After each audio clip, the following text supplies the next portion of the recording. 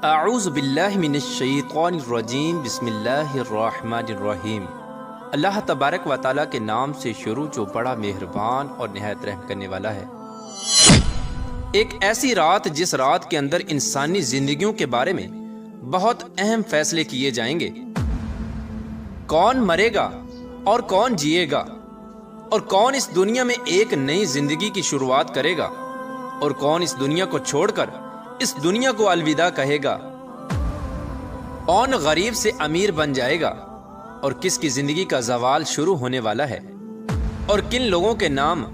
مردہ لوگوں کی لسٹ میں لکھ دیے جائیں گے۔ پیارے دوستو، آج کی اس منفرد ویڈیو میں ہم آپ کو بتائیں گے کہ شب برات کی حقیقت کیا ہے، اس رات میں نامہ اعمال کیوں تبدیل ہوتے ہیں، اور اس رات میں انسانوں کے بارے میں کون کون سے اہم فیصلے کیے جاتے ہیں، اور اگر خدا نخواستہ ہمارا نام بھی مردہ لوگوں کی لسٹ میں لکھ چکا ہو تو ہمیں کیا کرنا چاہیے۔ اس رات کتنے لوگوں کی مغفرت کی جاتی ہے، اور اس رات کون سے وہ بدبخت لوگ ہیں جن کی مغفرت نہیں کی جاتی، اور حضور صلی اللہ تعالی علیہ وآلہ وسلم نے اس رات کون کون سے عمل کرنے کا ارشاد فرمایا، اور با تقاضۂ مسلمان ہم کو شب بارات کو کس طرح گزارنا چاہیے۔ پیارے دوستو، ان تمام تر سوالات کے جوابات قرآن و حدیث کی روشنی میں آج کے اس ویڈیو میں ہم آپ کو بتائیں گے، لہٰذا آپ سے گزارش ہے کہ ہماری اس ویڈیو کو اینڈ تک ضرور دیکھیے گا۔ پیارے دوستو، شعبان المعظم کی 15ویں رات کو شب برات کہا جاتا ہے۔ شب رات کو کہتے ہیں، اور برات کے معنی ہے بری ہونا، چونکہ اس رات کو مسلمان توبہ کر کے اور اللہ تبارک و تعالیٰ کی بارگاہ میں اپنے گناہوں کی معافی طلب کرتے ہیں، اور اللہ تبارک و تعالیٰ کی بارگاہ میں اپنے گناہوں کو چھوڑنے کا عہد کرتے ہیں، تو اللہ تبارک و تعالیٰ اپنی رحمت کے صدقے بے شمار مسلمانوں کو جہنم سے نجات دیتا ہے، اس لیے اس رات کو شب برات کہتے ہیں۔ حضرت عطا بن یسار رضی اللہ تعالی عنہ بیان فرماتے ہیں کہ لیلۃ القدر کے بعد شعبان کی 15ویں رات سب سے افضل رات ہے۔ پیارے دوستو، آپ کو بتاتے چلیں کہ شب برات فرشتوں کے لیے اللہ تبارک و تعالیٰ نے عید کا دن مقرر کیا ہے۔ جس طرح کہ اللہ تبارک و تعالیٰ نے زمین پر رہنے والے انسانوں کو 2 عیدیں عطا فرمائیں، اسی طرح اللہ تبارک و تعالیٰ نے آسمان والوں کے لیے بھی 2 عیدیں مقرر کر رکھی ہیں، ایک شب برات اور دوسری شب قدر۔ انسان چونکہ یہ دونوں عیدیں دن میں مناتے ہیں، جبکہ فرشتے یہ دونوں عیدیں رات کو مناتے ہیں۔ اللہ تبارک و تعالیٰ نے ان دونوں راتوں کو فرشتوں کے لیے عید اس لیے مقرر کیا کیونکہ انسان رات کو سو جاتا ہے، جبکہ فرشتے رات کو سوتے نہیں، وہ ہر وقت اللہ تبارک و تعالیٰ کی عبادت میں مصروف رہتے ہیں۔ پیارے دوستو، شب برات کے متعلق اللہ تبارک و تعالیٰ قرآن پاک میں ارشاد فرماتا ہے، قسم ہے اس روشن کتاب کی، بے شک ہم نے اسے برکت والی رات میں اتارا، بے شک ہم ڈر سنانے والے ہیں۔ اس میں بانٹ دیا جاتا ہے ہر حکمت والا کام۔ اس آیت کریمہ کی تفسیر میں مفسرین لکھتے ہیں کہ اس شب سے مراد شب قدر یا شب برات ہے، اور حضرت اکرمہ رضی اللہ تعالی عنہ اور دیگر مفسرین بیان کرتے ہیں کہ لیلۃ مبارکہ سے مراد شب برات ہے۔ پیارے دوستو، اس رات کے اندر ان تمام لوگوں کی فہرست تیار کی جاتی ہے جو اس دنیا کے اندر زندہ رہنے والے ہوں گے، اور جو اس سال کے اندر مرنے والے ہوں گے، اور جو حج کرنے والے ہوں گے۔ ان تمام لوگوں کے نام اس فہرست کے اندر لکھے جاتے ہیں۔ اس فہرست میں درج ہونے والے ہر حکم کی تعمیل میں ذرہ برابر بھی کمی نہیں کی جاتی۔ حضرت عائشہ صدیقہ رضی اللہ تعالی عنہ بیان فرماتی ہیں کہ رسول اکرم صلی اللہ تعالی علیہ وآلہ وسلم نے ارشاد فرمایا، کیا تم جانتی ہو کہ شعبان کی 15ویں شب میں کیا ہوتا ہے؟ تو حضرت عائشہ صدیقہ رضی اللہ تعالی عنہ نے عرض کیا، یا رسول اللہ صلی اللہ تعالی علیہ وآلہ وسلم، آپ ہی ارشاد فرما دیجئے۔ تو نبی کریم رؤوف الرحیم صلی اللہ تعالی علیہ وآلہ وسلم نے ارشاد فرمایا کہ آئندہ سال میں جتنے بھی پیدا ہونے والے ہوتے ہیں وہ اس رات میں لکھ دیے جاتے ہیں، اور جتنے لوگ آئندہ سال میں مرنے والے ہوتے ہیں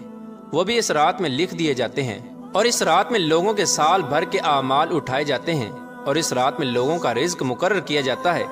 اور رزق اتارا جاتا ہے۔ حضرت عطا بن یسار رضی اللہ تعالی عنہ بیان فرماتے ہیں کہ شعبان کی 15ویں رات اللہ تبارک و تعالی ملک الموت کو ایک فہرست دے کر حکم فرماتا ہے کہ جن جن لوگوں کے نام اس فہرست میں لکھے ہیں ان کی روحوں کو آئندہ سال مقررہ وقتوں پر قبض کرنا۔ پیارے دوستو، اس رات میں لوگوں کی زندگی اور موت کا فیصلہ ہو چکا ہوتا ہے، جبکہ لوگوں کے حالات یہ ہوتے ہیں کہ وہ اپنی دنیا میں مگن ہوتے ہیں۔ کوئی اپنا بینک بیلنس بڑھانے کے چکر میں لگا ہوتا ہے، تو کوئی اپنی کوٹھی اور بنگلہ تیار کرنے کی کوشش میں لگا ہوتا ہے، تو کوئی اپنی شادیوں کی تیاریوں میں لگا ہوتا ہے، جبکہ وہ یہ نہیں جانتا کہ اس کا نام مردہ لوگوں کی لسٹ میں لکھا جا چکا ہے۔ حضرت عثمان بن محمد رضی اللہ تعالی عنہ سے مروی ہے کہ سرور کائنات حضرت محمد مصطفیٰ صلی اللہ تعالی علیہ وآلہ وسلم نے ارشاد فرمایا کہ ایک شعبان سے دوسرے شعبان تک لوگوں کی زندگی منقطع کرنے کا وقت اس رات میں لکھا جاتا ہے، یہاں تک کہ انسان شادی بیاہ کرتا ہے اور اس کے بچے پیدا ہوتے ہیں، حالانکہ اس کا نام مردوں کی فہرست میں لکھا جا چکا ہوتا ہے۔ پیارا دوستو، شب برات کی ایک بہت بڑی خصوصیت یہ بھی ہے کہ اس رات میں اللہ تبارک و تعالی بے شمار لوگوں کی بخشش فرماتا ہے، جیسا کہ حضرت عائشہ صدیقہ رضی اللہ تعالی عنہ بیان فرماتی ہیں کہ ایک رات میں نے حضور اکرم صلی اللہ تعالی علیہ وآلہ وسلم کو اپنے پاس نہ پایا تو میں آپ کی تلاش میں نکلی۔ میں نے دیکھا کہ حضور پاک صلی اللہ تعالی علیہ وآلہ وسلم جنت البقیع میں تشریف فرما ہیں، اور آپ صلی اللہ تعالی علیہ وآلہ وسلم نے فرمایا، کیا تمہیں یہ خوف ہے کہ اللہ تبارک و تعالی اور اس کا رسول تمہارے ساتھ زیادتی کریں گے؟ میں نے عرض کیا، یا رسول اللہ صلی اللہ تعالی علیہ وآلہ وسلم، مجھے یہ خیال ہوا کہ شاید آپ کسی دوسری اہلیہ کے پاس تشریف لے گئے ہیں۔ تو حضور پاک صلی اللہ تعالی علیہ وآلہ وسلم نے ارشاد فرمایا، بے شک اللہ تبارک و تعالی شعبان کی 15ویں شب آسمان دنیا پر اپنی شان کے مطابق جلوہ گر ہوتا ہے اور قبیلہ بنو کلب کی بکریوں کے بالوں سے بھی زیادہ لوگوں کی مغفرت فرماتا ہے۔ حضرت ابو بکر صدیق رضی اللہ تعالی عنہ روایت کرتے ہیں کہ حضور اکرم صلی اللہ تعالی علیہ وآلہ وسلم نے ارشاد فرمایا کہ شعبان کی 15ویں شب میں اللہ تبارک و تعالی آسمان دنیا پر اپنی شان کے مطابق جلوہ گر ہوتا ہے اور اس شب میں ہر کسی کی مغفرت فرما دیتا ہے، سوائے ان لوگوں کے جو شرک کرنے والے ہوں اور بغض رکھنے والے ہوں۔ اور ایک دوسری روایت میں آتا ہے کہ نبی کریم رؤوف الرحیم صلی اللہ تعالی علیہ وآلہ وسلم نے ارشاد فرمایا کہ اللہ تبارک و تعالی شعبان کی 15ویں شب میں اپنے رحم و کرم سے تمام مخلوقات کی بخشش فرما دیتا ہے، سوائے ان لوگوں کے جو شرک کرنے والے ہوں اور کینہ رکھنے والے ہوں۔ حضرت عبداللہ بن عمر بن عاص رضی اللہ تعالی عنہ سے روایت ہے کہ حضور اکرم صلی اللہ تعالی علیہ وآلہ وسلم نے ارشاد فرمایا کہ شعبان کی 15ویں رات میں اللہ تبارک و تعالی اپنی رحمت سے 2 شخصوں کے علاوہ سب لوگوں کی مغفرت فرما دیتا ہے، ایک وہ شخص جو کینہ رکھنے والا ہو اور دوسرا وہ شخص جو کسی کو ناحق قتل کرنے والا ہو۔ پیارا دوستو، شب برات میں فرشتوں کو بعض امور دیے جاتے ہیں، اور شب برات ایک ایسی رات ہے جس میں اللہ تبارک و تعالی مسلمانوں کی مغفرت فرماتا ہے اور دعاؤں کو قبول کرتا ہے، جیسا کہ حضرت عثمان رضی اللہ تعالی عنہ روایت کرتے ہیں کہ حضور اکرم صلی اللہ تعالی علیہ وآلہ وسلم نے ارشاد فرمایا، جب شعبان کی 15ویں شب آتی ہے تو اللہ تبارک و تعالی کی طرف سے یہ اعلان ہوتا ہے کوئی مغفرت طلب کرنے والا کہ اس کے گناہ بخش دوں؟ ہے کوئی مجھ سے معافی مانگنے والا کہ اسے عطا کروں؟ اس وقت اللہ تبارک و تعالی سے جو مانگا جائے وہ ملتا ہے، وہ سب کی دعا قبول فرماتا ہے سوائے بدکار عورت اور مشرک شخص کے۔ حضرت علی رضی اللہ تعالی عنہ سے روایت ہے کہ غیب بتانے والے آقا و مولا حضرت محمد مصطفیٰ صلی اللہ تعالی علیہ وآلہ وسلم نے ارشاد فرمایا، جب شعبان کی 15ویں رات آتی ہے تو رات کو قیام کرو اور دن کو روزہ رکھو، کیونکہ غروب آفتاب کے وقت سے ہی اللہ تبارک و تعالی کی رحمت آسمان دنیا پر نازل ہو جاتی ہے، اور اللہ تبارک و تعالی ارشاد فرماتا ہے کوئی مغفرت طلب کرنے والا کہ میں اس کو بخش دوں؟ ہے کوئی رزق مانگنے والا کہ میں اس کو رزق دوں؟ ہے کوئی مصیبت زدہ کہ میں اسے مصیبت سے نجات دوں؟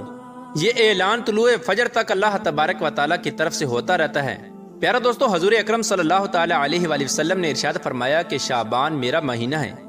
اور رمضان اللہ تبارک و تعالی کا مہینہ ہے۔ روایات میں آتا ہے کہ حضور اکرم صلی اللہ تعالی علیہ وآلہ وسلم ماہ رمضان کے علاوہ شعبان المکرم میں سب سے زیادہ روزے رکھا کرتے اور اللہ تبارک و تعالی کی عبادت کے لیے کمر بستہ ہو جاتے، اور حضور صلی اللہ تعالی علیہ وآلہ وسلم شعبان المبارک میں بہت زیادہ اللہ تبارک و تعالی کی عبادت کیا کرتے اور صحابہ کرام کو اس کی تلقین کیا کرتے۔ لیکن افسوس کہ آج کے دور میں لوگ اس مقدس رات کو آتش بازی کی نظر کر دیتے ہیں۔ جس رات میں اللہ تبارک و تعالی سے مغفرت طلب کرنی چاہیے، اس رات کو آج کے مسلمان فضول خرچی اور آتش بازی میں گزار دیتے ہیں، اور اللہ تبارک و تعالی کو راضی کرنے کی بجائے الٹا ان گناہوں کے اندر مبتلا ہو کر اللہ تبارک و تعالی کی نافرمانیاں کرنے لگتے ہیں اور اللہ تبارک و تعالی کو ناراض کر بیٹھتے ہیں۔ پیارے دوستو، اس رات کے اندر ہمیں کثرت سے اللہ تبارک و تعالیٰ کی عبادت کرنی چاہیے اور ہمیشہ ہمیشہ کے لیے اپنے گناہوں سے توبہ کرنی چاہیے، کیونکہ ہو سکتا ہے کہ ہمارا نام بھی ان لوگوں کی فہرست میں لکھا جا چکا ہو جو اس سال مرنے والے ہیں۔ ہمیں چاہیے کہ ہم اپنے تمام گناہوں سے توبہ کریں اور اللہ تبارک و تعالیٰ کی بارگاہ میں اپنے گناہوں کی معافی طلب کریں۔ پیارے دوستو، شب برات کی رات کو اللہ تبارک و تعالیٰ کی بارگاہ میں گزارنا چاہیے اور شب بیداری کرنی چاہیے، جیسا کہ رسول اللہ صلی اللہ تعالیٰ علیہ وآلہ وسلم خود بھی شب بیداری کرتے اور دوسروں کو بھی شب بیداری کرنے کی تلقین فرماتے اور اللہ تبارک و تعالیٰ کی عبادت کرنے کا حکم ارشاد فرماتے۔ اللہ تبارک و تعالیٰ سے دعا ہے کہ حضور پاک صلی اللہ تعالیٰ علیہ وآلہ وسلم کے بتائے ہوئے راستے پر چلنے کی توفیق عطا فرمائے اور حضور صلی اللہ تعالیٰ علیہ وآلہ وسلم کی محبت کے اندر جینا مرنا نصیب فرمائے، اور اس رات کے صدقے اللہ تبارک و تعالیٰ ہماری اور تمام مسلمانوں کی مغفرت فرمائے۔